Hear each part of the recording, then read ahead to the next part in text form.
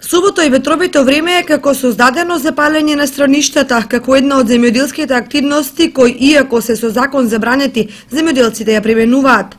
Денеска високи пламени јазици и чад се ширеше од повеќе локации на Кочанската котлина.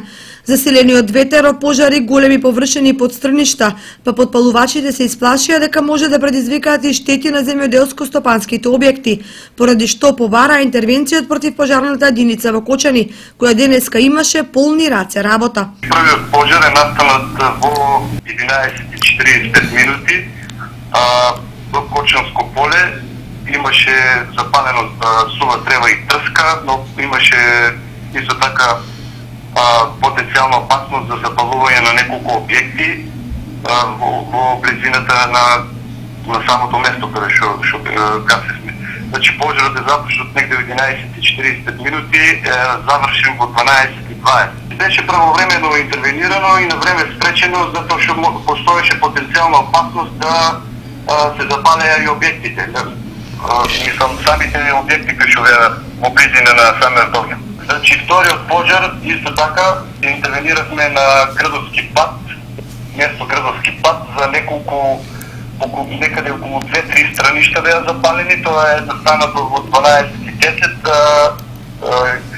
завршено е во 13 часот.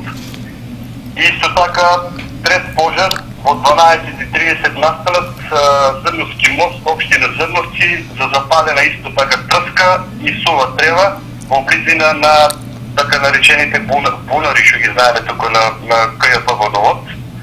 Исто таа интервенција е почната во 12:30, завршена во 13:40 и по четврти пат интервенирахме во 13:30 до 14:30 за запалена исто така трска во општина Влешево-Чешиново, поточно во близина на селото Ураци.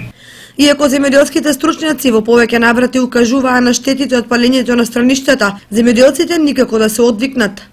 Не помагаат ниту казните за подпалувачите на оган на отворено. А за флората и фауната никој како да не води сметка. Единствено од ловното здружение Осогово постојано апелираат да не се палат страништата за да не се уништува полезниот дивеч.